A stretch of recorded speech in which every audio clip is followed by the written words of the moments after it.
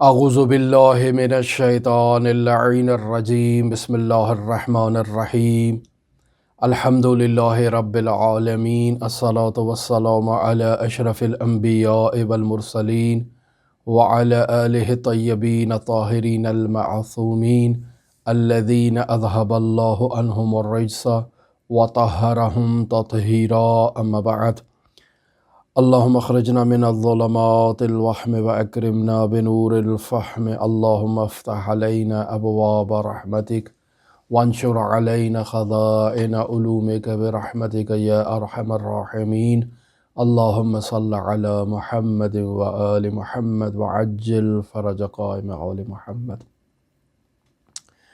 عزیزان، ہماری آپ کے ساتھ گفتگو مرحوم آیت اللہ سید محمد حسین حسینی طہرانی کی گراں قدر کتاب رسالہ لب اللباب میں جاری ہے۔ اس سلسلے کے 25ویں درس کے ساتھ آپ کی خدمت میں حاضر ہوئے ہیں، اور ہم نے اپنی گزشتہ گفتگو میں آپ کی خدمت میں مراقبے سے متعلق بیان کیا۔ سیر و سلوک کے مراحل میں پہلا وظیفہ جو ایک عارف کو اور ایک سالک کو دیا جاتا ہے کہ وہ مراحل سلوکی کو طے کرے، مدارج عالیہ کو طے کرے، اور سفر من الخلق الی الحق کا آغاز کرے، تو اس سفر کے آغاز میں پہلا وظیفہ جو اسے استاد کی طرف سے عطا کیا جاتا ہے یا کتابوں میں بیان کیا جاتا ہے وہ ہے مراقبہ۔ یعنی انسان اس بات کا خیال رکھے کہ اس سے کوئی واجب ترک نہ ہو، اس بات کا خیال رکھے کہ وہ مستحبات کی پابندی کرے، اس بات کا خیال رکھے کہ کوئی حرام اس سے سرزد نہ ہو، اور اس بات کا خیال رکھے کہ کوئی مکروہ اس سے سرزد نہ ہو، اور پھر رفتہ رفتہ اسی طرح سے مراقبے میں شدت لاتا جائے۔ ہم نے آپ کی خدمت میں عرض کیا کہ مراقبے کے مراحل ہیں اور درجات ہیں۔ پہلے درجے کا مراقبہ اور انتہائی درجے کا مراقبہ آپس میں بہت متفاوت ہیں۔ ممکن ہے وہ عارف جو انتہائی درجے کے مراقبے پر فائز ہو، اس کے لیے وہ پہلے درجے والے مراقبے کی چیزیں درست نہ ہوں۔ مثلاً وہ مستحب جسے وہ پہلے درجے میں بعنوان مستحب انجام دیتا تھا، اب اس مراقبے میں انتہائی مرحلے میں اس نے اس مستحب کو اپنی زندگی میں اس قدر اہمیت دی ہے جتنی وہ اہمیت واجبات کو دیتا ہے، اور محرمات سے اس قدر خائف ہے جس طرح سے وہ مکروہات سے اس قدر خائف ہے جس طرح سے وہ محرمات سے خائف ہوتا ہے۔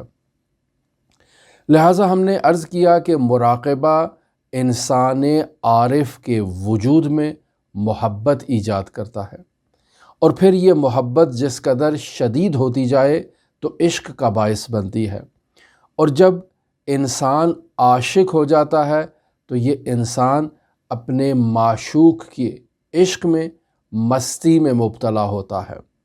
انسان عارف عشق کے باعث اپنے معشوق حقیقی یعنی اپنے پروردگار پر توجہ دیتا ہے اور عالم ماسوا سے غافل ہو جاتا ہے۔ اس عالم ماسوا سے غفلت کا نام ہی مستی ہے۔ لہٰذا انسان جب عاشق ہو جاتا ہے تو اپنا سب کچھ اپنے معشوق کے حصول کے لیے قربان کر دیتا ہے اور کھو دیتا ہے۔ لہٰذا اسی لیے عرفان میں مراقبے کو مے سے تعبیر کیا گیا ہے، اور وہ جگہ جہاں وہ اس مراقبے کو انجام دیتا ہے اگر وہ خارج میں موجود ہو تو اسے میکدہ کہا جاتا ہے، اور اگر وہ مقام قلب عارف ہو تو اس قلب عارف کو میکدہ کہا جاتا ہے۔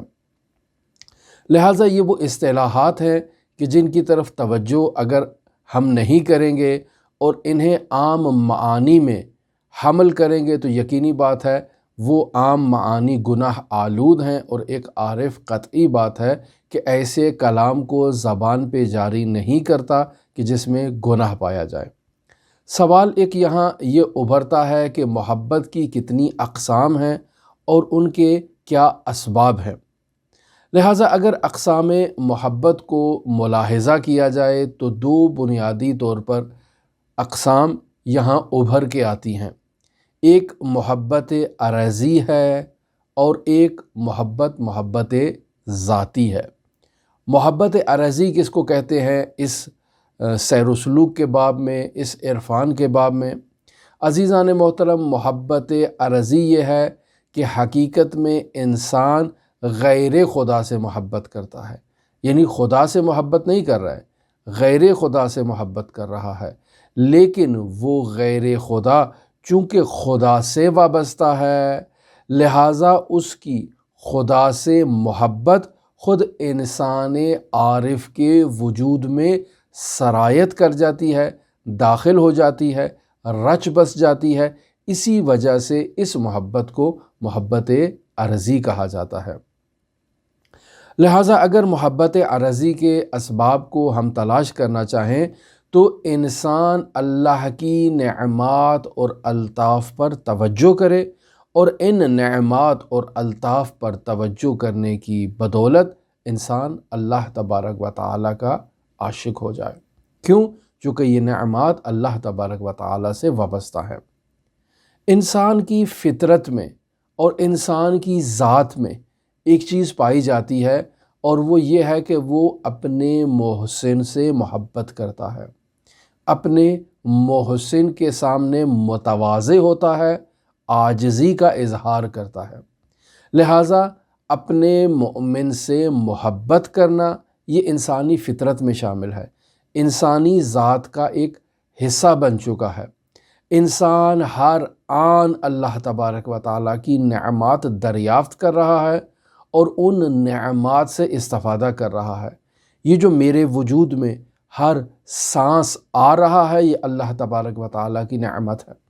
یہ جو میں اس زمین میں مختلف نعمات سے متنعم ہو رہا ہوں، مستفید ہو رہا ہوں، یہ اللہ تبارک و تعالیٰ کی نعمت ہے۔ یہ زندگی اللہ کی نعمت ہے۔ یہ میرے اطراف کا ماحول اللہ کی ایک بہت بڑی نعمت ہے۔ یہ درست آب و ہوا کا ہونا اللہ کی بہت بڑی نعمت ہے۔ امنیت، سیکیورٹی اللہ کی بہت بڑی نعمت ہے۔ صحت و سلامتی اللہ کی بہت بڑی نعمت ہے۔ لہٰذا وہ روایت میں جو بیان ہوتا ہے النعمتان مجہولتان الصحت والامان، دو نعمتیں ایسی ہیں جو مجہول ہیں اور وہ دو نعمتیں کون سی ہیں؟ صحت ہے اور امنیت ہے، سیکیورٹی ہے۔ جب تک انسان صحت و سلامتی میں ہوتا ہے وہ اس کی قدر نہیں کرتا ہے، جب تک انسان امنیت اور آسائش کی زندگی بسر کرتا ہے اسے اس کی قدر نہیں ہوتی ہے، لیکن جیسے ہی وہ یہ نعمتیں اس سے چھن جاتی ہیں یا ان نعمتوں میں کمی آتی ہے، انسان بیمار ہوتا ہے تو آہو بکا کرتا ہے اور اس آہو بکا میں اسے اپنی صحت و سلامتی کی قدر و قیمت کا احساس ہوتا ہے۔ دنیا میں ایسے ہی ہے، کوئی بھی شخص میرے اوپر اگر احسان کرے گا تو وہ میرا محسن کہلائے گا اور میں اپنے محسن کا احسان مند ہوں، شکر گزار ہوں اور اس کے سامنے ہمیشہ احترام سے برخورد کروں گا۔ جب بھی اس کو دیکھوں گا تو جھک کے اس کو سلام کروں گا اور اس کے دست بوسی کروں گا، اس کا شکریہ ادا کروں گا کہ آپ نے اپنی نعمات مجھے عطا کی ہیں، آپ نے اپنے الطاف میرے اوپر جاری کیے ہیں، خداوند متعال آپ کو دنیا و آخرت میں اس کا اجر عطا کرے۔ یہ انسانی فطرت ہے، اور اگر انسان اپنے منعم اور اپنے محسن کا شکر گزار نہ ہو تو یہ اس دنیا کا لازمہ بھی ہے کہ انسان سے وہ نعمت چھن جاتی ہے۔ لہٰذا شکر منعم نہایت ہی ضروری ہے، اور یہ انسان کی فطرت میں ہے کہ وہ اپنی نعمت کے دوام کے لیے، استمرار کے لیے اپنے منعم کا شکر گزار ہوتا ہے اور اس سے کہتا ہے جیسا کہ آپ نے آج تک میرے اوپر اپنا لطف کیا، اپنا احسان کیا اور اپنی جو نوازش ہے اس کا دروازہ میرے اوپر کھول کے رکھا ہے، اسی طرح سے آپ میرے اوپر نوازش کرتے رہیں، میرے اوپر احسان کرتے رہیں، میرے ساتھ نیکی کرتے رہیں۔ لہٰذا یہ انسان کی فطری سی چیز ہے، اور دوسری طرف ہم اس چیز کو مشاہدہ کر رہے ہیں کہ انسان لمحہ بلمحہ، لمحہ بلمحہ، لحظہ بلحظہ خداوند متعال کی مختلف نعمات سے مستفید ہو رہا ہے، تو ایسے میں یہ خداوند متعال کا اسے شاکر ہونا چاہیے۔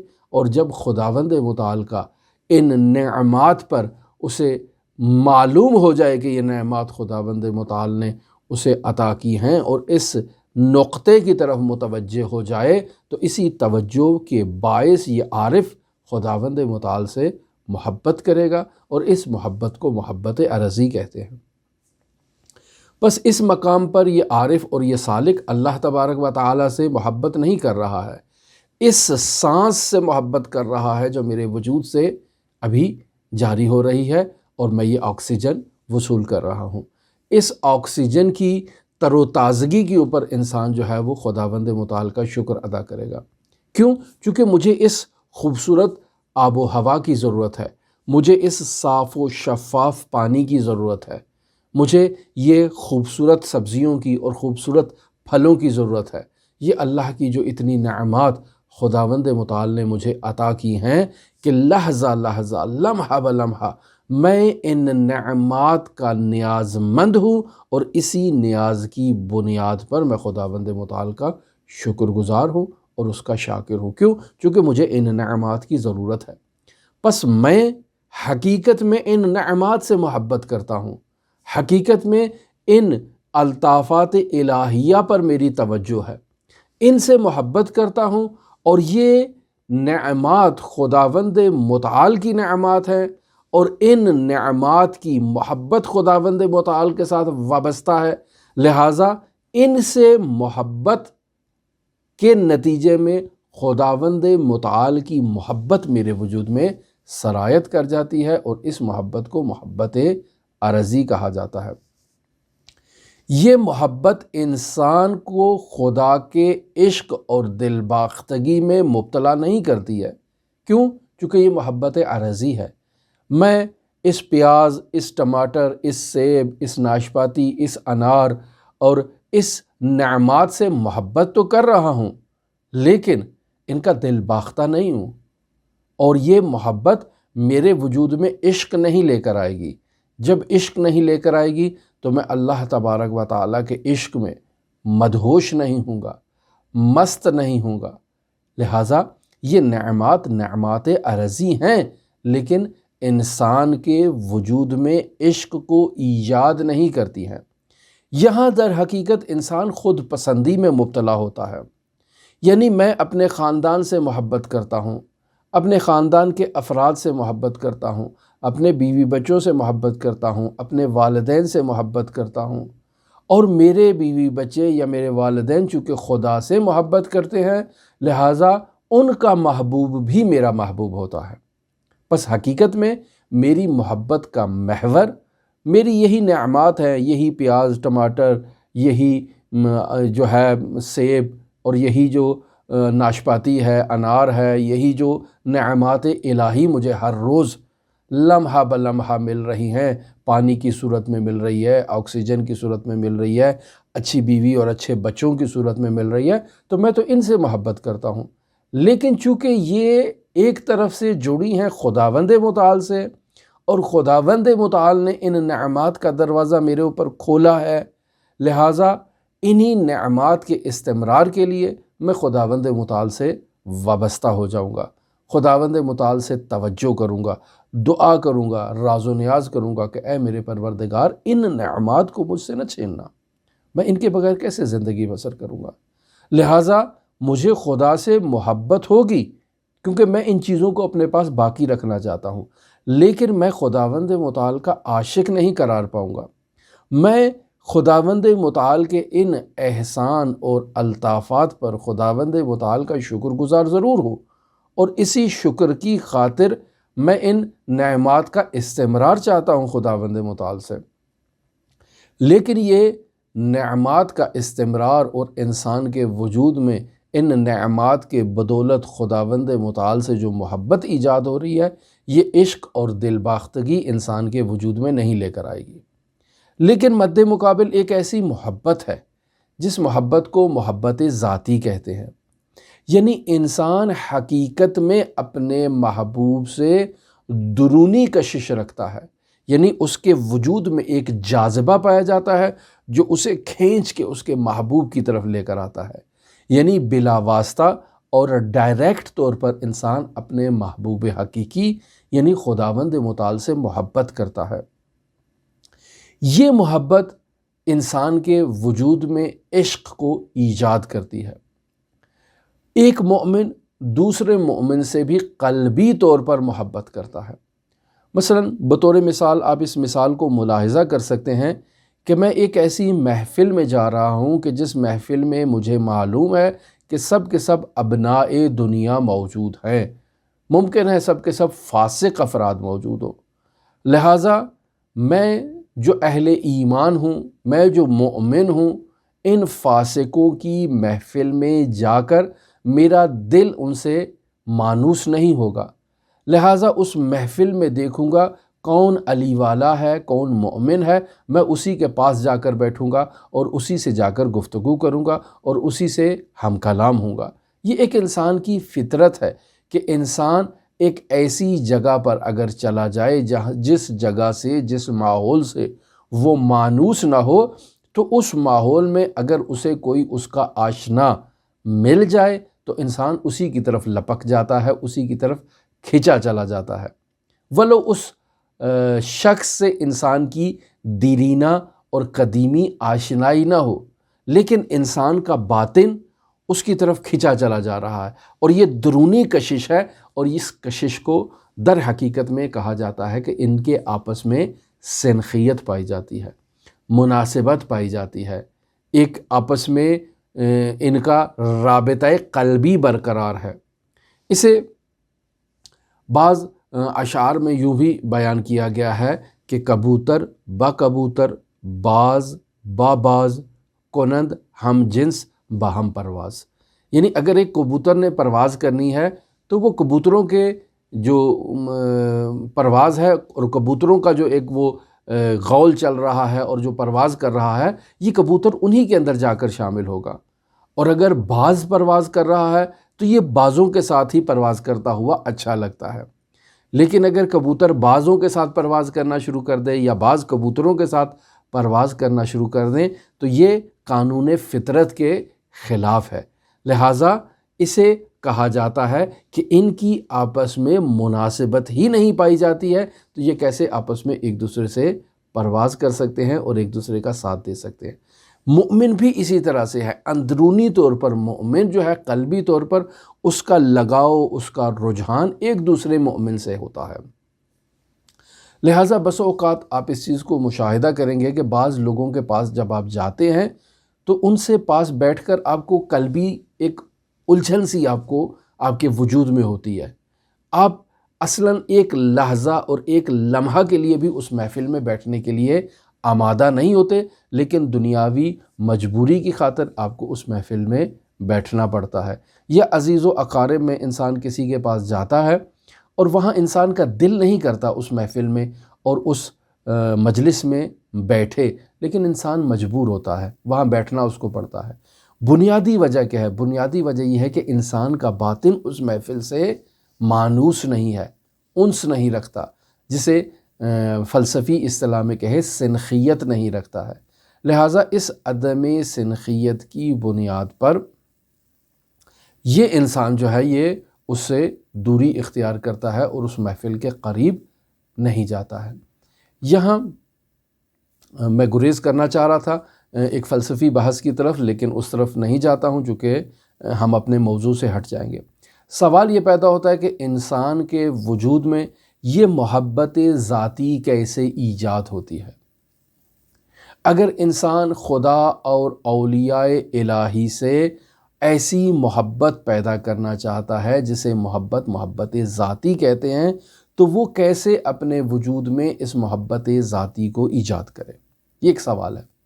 انسان قلباً کیسے اپنے وجود میں اس سنخیت کو جو اس کے وجود میں پہلے سے موجود ہے اور اس عالم کثرت کے غبار کی وجہ سے انسان کے وجود میں وہ سنخیت دب کر رہ گئی ہے اور ابھر نہیں رہی ہے، انسان کیسے اس سنخیت کو بیدار کرے؟ تو عزیزان، اس کا جواب ہے مراقبہ۔ اگر انسان چاہتا ہے کہ باقاعدہ خداوند متعال سے، اولیاء الہی سے، حضرات اہل بیت علیہم الصلوۃ والسلام سے محبت، اور وہ بھی محبت ذاتی جو انسان کے وجود کے اعماق میں موجود ہے، اس کو نکھار کر انسان باہر لائے، تو اس کام کے لیے انسان کو مراقبہ کرنا ہوگا اور تزکیہ نفس کی ضرورت ہے۔ پس محبت ذاتی میں جس قدر یہ سنخیت انسان کی ابھرتی جائے گی، باہر نکلتی جائے گی، اس سنخیت کے اوپر سے غبار کے جو پردے ہیں وہ چھٹتے جائیں گے، انسان کے وجود میں محبت بڑھتی جائے گی، اس محبت میں اضافہ ہوتا جائے گا، اور جس قدر انسان کا وجود اس محبت سے مملو ہوگا، سرشار ہوگا، انسان کے وجود میں اسی مقدار میں عشق کی مقدار میں بھی اضافہ ہوتا جائے گا۔ انسان کے وجود کا ذرہ ذرہ اپنے محبوب کے عشق میں، اور اس عشق کے بعد اس عشق کے خمار میں مبتلا ہوگا، اور انسان ہمیشہ مدہوش ہوگا اپنے محبوب کے وصال کے لیے، اور تمنا کرے گا اپنے محبوب کے وصال کا۔ لہٰذا بعض افراد کے بارے میں آج کل کے دور میں تو یہی کہا جا سکتا ہے کہ سنا ہوگا، وگرنہ پہلے ہم اس چیز کو اپنی آنکھوں سے مشاہدہ کیا کرتے تھے کہ افراد کے سامنے اگر حضرت سید الشہداء کا صرف نام لے لیا جائے تو اس کی آنکھوں سے آنسوؤں کا سیلاب جاری ہو گیا۔ بھئی کسی نے کوئی مصیبت بیان نہیں کی ہے، محرم کے ایام نہیں ہیں، عزاداری کے ایام نہیں ہیں، آپ عزاداری کی کسی محفل میں نہیں بیٹھے ہوئے ہیں، لیکن نہیں معلوم حضرت سید الشہداء کا نام لیا، اس بندے خدا کی آنکھوں سے ایسے ہے کہ جیسے آنسوؤں کا سیلاب جاری ہو رہا ہے، اور وہ تھمنے کا نام نہیں لے رہا ہے۔ یہ سنخیت ہے، یہ اندرونی محبت ہے، یہ اندرونی لگاؤ ہے۔ یہی اندرونی محبت اور سنخیت جس قدر بڑھتی جائے گی، انسان جو ہے وہ عاشق ہوتا جائے گا حضرت ابا عبداللہ کا، اور جیسے ہی عاشق ہوتا جائے گا محبوب حسین ابن علی کا، جہاں کہیں بھی نام آئے گا اس کی آنکھوں سے فوراً آنسوؤں کا سیلاب آ جائے گا، اور جہاں علی ابن ابی طالب کا ذکر ہوگا وہاں یہ مچلنے لگے گا۔ تو ہم مجنون اور عاشق ہیں، اور ہم نے ایک دفعہ آپ کی خدمت میں مجنون کا ایک واقعہ بھی ذکر کیا کہ وہ حجامت کے لیے جاتا ہے، تو اس سے وہ حجام پوچھتا ہے کہ کہاں سے تمہاری حجامت کروں؟ تو وہ کہتا ہے کہ وہاں سے کرو جہاں سے کوئی لیلی موجود نہ ہو، چونکہ میں نہیں چاہتا ہوں کہ میرے وجود سے لیلی باہر نکلے، وہاں سے کرو۔ تو جہاں جس نقطے پر، جس کونے پر بھی وہ اپنا ہاتھ لگاتا ہے، وہ کہتا ہے نہیں یہاں پر ہے۔ تو بس نتیجہ یہ نکلتا ہے کہ مجنو اپنی لیلی کے وجود میں مکمل طور پر اس کا ذرہ ذرہ جو ہے وہ اس کے عشق میں مبتلا ہے۔ میں یہاں ایک کل بھی میں نے گریز کیا تھا، آج بھی گریز کرتا چلوں کہ ہمارے اولیاء الہی نے جب کوئی واقعات بیان کیے ہیں تو وہ ایک حقیقت کی طرف اشارہ کرنا چاہ رہے ہیں، ہم انہیں مجاز کی طرف لے جاتے ہیں۔ ایک مجنو ہے تو اس کی لیلی اس کا محبوب ہے، اور وہ محبوب سبحانی ہے۔ یہ ہم اسے کہاں مجاز میں لے جاتے ہیں؟ عشق حقیقی است مجازی مگیر، ان دم شیرست بے بازی مگیر۔ عشق حقیقی ہے۔ یہ کیا ہم ایک خاتون کی محبت میں اور ایک جو ہے وہ مجاز کی محبت میں قصیدے بیان کرنا شروع کر دیں، شاعری بیان کرنا شروع کر دیں، اور اسے ہی حقیقت سمجھنا شروع کر دیں؟ یہ حقیقت نہیں ہے۔ عشق حقیقی خداوند متعال کے ساتھ ہے، اور خداوند متعال کے اسماء و صفات کے مظہر حضرات اہل بیت علیہم الصلوۃ والسلام کے ساتھ ہے۔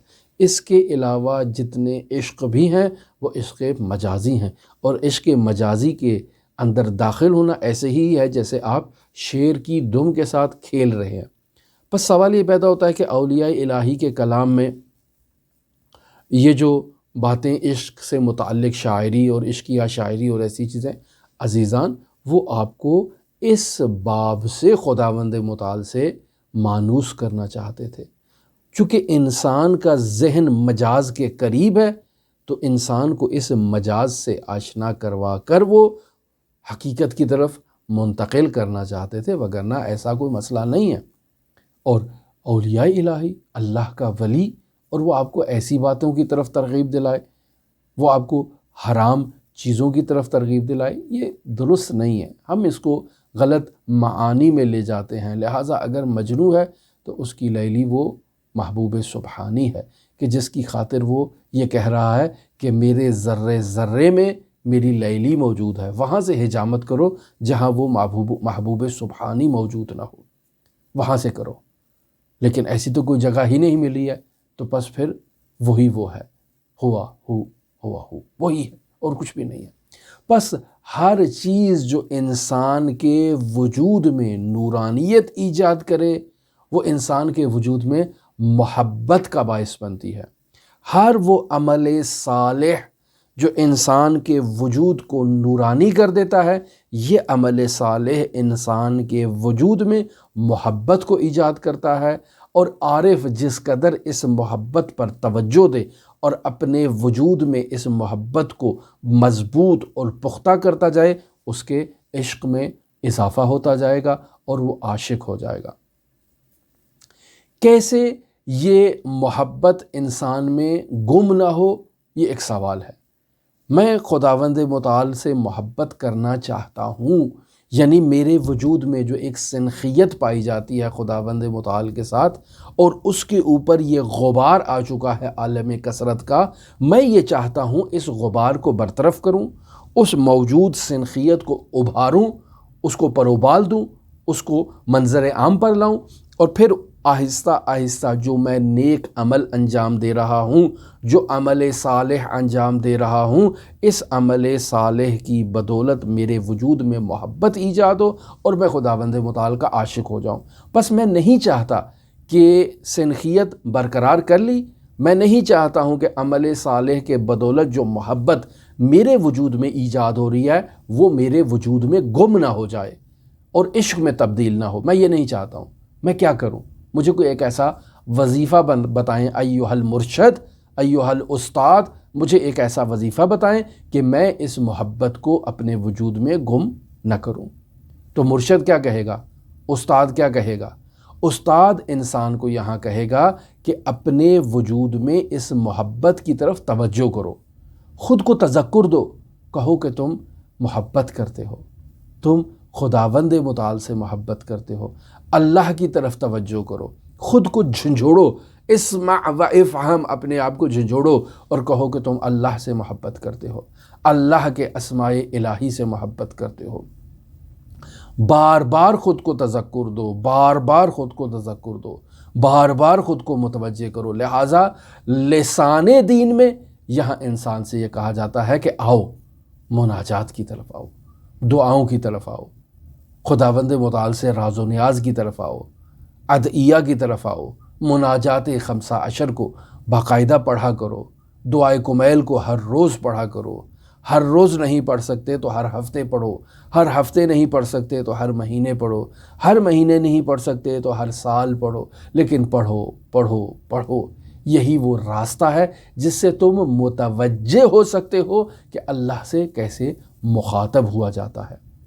دعائے ابو حمزہ سمالی کس کے لیے ہے؟ میرے لیے ہے۔ وہ یہودیوں کے لیے تو بیان نہیں کی گئی ہے کہ وہ اسے پڑھیں گے، نہیں، یہ ہمارے لیے ہے۔ اگر ہم ان ادعیے اور مناجات سے مانوس نہیں ہوں گے تو کیسے اس بات کی طرف متوجہ ہوں کہ ہمارے وجود میں خداوند متعال کی محبت مضبوط ہونی چاہیے، اور اس قدر مضبوط ہونی چاہیے کہ عشق میں تبدیل ہو، اور عشق اس قدر پختہ ہو جائے کہ میں اس عشق میں مدہوش ہو جاؤں اور خدا کے علاوہ کسی اور چیز کو مشاہدہ نہ کروں۔ مرحوم ملا تقی مجلسی رحمۃ اللہ علیہ بیان کرتے ہیں کہ جو شخص دعائے ابو حمزہ سمالی کی ہفتے میں 1 مرتبہ قراءت کر لے تو وہ پورا ہفتہ خداوند متعال کی محبت کے خمار میں مدہوش رہے گا، مست رہے گا۔ ایسے اسماء اور ایسے الفاظ اس دعائے ابو حمزہ سمالی میں بیان کیے ہیں۔ تو حضرات اہل بیت علیہم الصلاۃ والسلام نے، ائمہ معصومین علیہم الصلاۃ والسلام نے ہمیں توجہ دلانے کا ایسا غنی سرمایہ عطا کیا ہے کہ جو شخص ان دعاؤں کی طرف اور ان مناجات کی طرف متوجہ ہو، اور ان سے اگر وہ مانوس ہو جائے تو اس کے وجود میں خداوند متعال کی محبت کی ایک شمع جل جائے گی، اور جیسے انسان اس شمع کو مضبوط کرتا جائے گا، محبت میں انسان کے وجود میں اضافہ ہوتا جائے گا، اور محبت میں اضافہ ہوتا جائے گا تو انسان اولیاء الہی کی طرف لپکتا جائے گا، حضرات ائمہ معصومین کا گرویدہ ہو جائے گا۔ ان سے گرویدہ ہونے کی بدولت خداوند متعال سے انسان کا رابطہ مضبوط ہو جائے گا۔ پس انسان کو یہ چاہیے کہ وہ خود کو تذکر دے اور اپنے وجود میں اس سنخیت کو بیدار کرے۔ طریقہ کار کیا ہونا چاہیے توجہ دلانے کا؟ ایک طریقہ کار یہی ہے کہ ادعیہ و مناجات کی طرف توجہ دی جائے۔ ایک طریقہ کار یہی ہے کہ اولیاء الہی کے حالات زندگی کا مطالعہ کیا جائے۔ میں بارہا اس مطلب کی طرف اشارہ کر چکا ہوں کہ مرحوم آیت اللہ بہجت رحمۃ اللہ علیہ فرمایا کرتے تھے کہ اولیاء الہی کے علماء شیعہ کے حالات زندگی کا مطالعہ کریں کہ انہوں نے کیسے زندگی بسر کی ہے۔ اگر ہم ان کی زندگی میں غور و خوض کریں گے تو معلوم ہوگا کہ حضرات اہل بیت علیہ الصلوۃ والسلام تک جو خداوند متعال کے اسماء حسنہ کا مصداق ہیں، یہ شخصیات ائمہ معصومین سے کیسے متصل ہوئے اور ائمہ معصومین سے متصل ہو کر کیسے انہوں نے خداوند متعال سے رابطہ برقرار کیا ہے۔ لہٰذا ہم نے ایک سلسلہ شروع کیا، اپنے شیعہ علماء، شیعہ عرفاء کے کچھ حالات زندگی بیان کیے۔ انشاءاللہ یہ سلسلہ جاری رہے گا، لیکن یہی ایک طریقہ ہے کہ آپ بار بار آغا قاضی کے حالات زندگی کو سنیں، آغا قاضی کے شاگردوں کے حالات زندگی کو سنیں، آیت اللہ بہجت کے حالات زندگی کو سنیں۔ جیسے جیسے آپ ان کا بار بار تکرار اپنے وجود میں کرتے جائیں گے تو گویا کہ آپ اپنے وجود کو توجہ دلا رہے ہیں کہ یہ شخصیات ائمہ معصومین کے دسترخوان پر کیسے بیٹھی تھی، کیسے انہوں نے ائمہ معصومین سے استفادہ کیا تھا، اور پھر ائمہ معصومین علیہ الصلوۃ والسلام کی محبت اور عشق کی بدولت کیسے یہ لوگ خداوند متعال کے عاشق ہو گئے تھے۔ مرزا جواد آغا ملکی تبریزی سحر کے وقت بیدار ہوتے تھے۔ جب وہ سحر کے وقت بیدار ہوتے تھے تو ان کا ایک روٹین ہوا کرتی تھی۔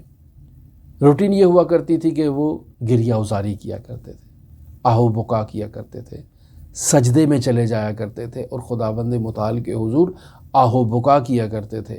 گھر کے صحن میں چلے جاتے اور آسمان کی طرف رخ کر کے خداوند متعال کو مخاطب قرار دیتے اور سورہ آل عمران کی 190 اور 191 آیات کی تلاوت کرتے۔ بسم اللہ الرحمن الرحیم، ان فی خلق السماوات والارض واختلاف اللیل والنہار لآیات لأولی الالباب۔ کون سے اولی الالباب؟ الذین یذکرون اللہ قیاما وقعودا وعلى جنوبهم ويتفكرون في خلق السماوات والارض ربنا ما خلقت هذا باطلا فقنا عذاب النار۔ ان آیات کی تلاوت کرتے، خداوند متعال سے مخاطب ہوتے۔ یہ ایک آیت اللہ جواد ملکی تبریزی کی ایک کنڈیشن تھی۔ بس اوقات عرفانی اشعار کو اشعار فنائیہ کی تلاوت کرتے، اور یہی چیزیں ہیں کہ جو انسان کے وجود میں محبت کا باعث بنتی ہیں۔ انسان ادعیہ و مناجات کرے، انسان ایسی آیات کہ جو انسان کے وجود کو جھنجھوڑ دیں اور انسان کو خداوند متعال کی طرف متوجہ کریں، بار بار ان کا اپنے وجود کو تذکر دے۔ فذکر فإن الذکر تنفع المؤمنین۔ تذکر دو، بار بار اس نفس کو متوجہ کرو۔ یہی توجہ دلاؤ نوٹس جو آپ اپنے وجود کو بار بار بھیجتے رہتے ہیں، اس سے آپ کا وجود متوجہ ہوتا ہے۔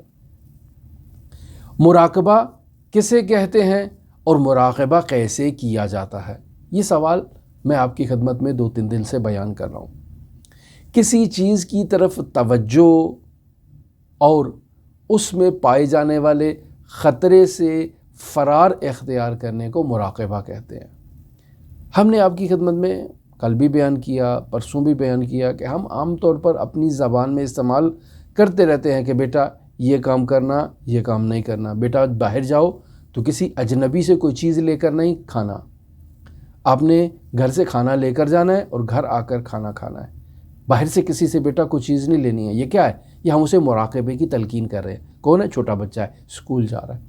بیٹا اجنبی سے بات نہیں کرنی ہے، بیٹا اگر آپ کو کوئی ملے اور آپ کو کہیں لے جانا چاہے تو آپ نے نہیں جانا. یہ کیا ہے؟ یہ ہم بچوں کو مراقبے کی تلقین کر رہے ہیں، اور والدین معمولاً سارا دن بچوں کو مراقبے کی تلقین کرتا رہتے ہیں. یہ کرو، یہ نہ کرو، یہ کرو، یہ نہ کرو. یہ مراقبہ ہے. اسی طرح والدین آپس میں ایک دوسرے کو بھی تذکر دیتے ہیں کہ بچے کا خیال رکھنا، بچے کو یہاں نہیں جانے دینا، وہاں نہیں جانے دینا. گھر کا سربراہ معمولاً خاتون خانہ کو ایسے تذکر دیتا رہتا ہے، یا خاتون خانہ اگر بچے کو باہر بھیج رہی ہے تو کسی ملازم کے ہاتھ یا کسی کے ہاتھ بھی بھیج رہی ہے تو وہ تذکر دیتی ہے. بس خیال رکھنا مراقبہ کہلاتا ہے. اور اسباب مراقبہ میں ہر وہ چیز جو انسان کی توجہ کو متمرکز کرے اس چیز کو اسباب مراقبہ کہتے ہیں.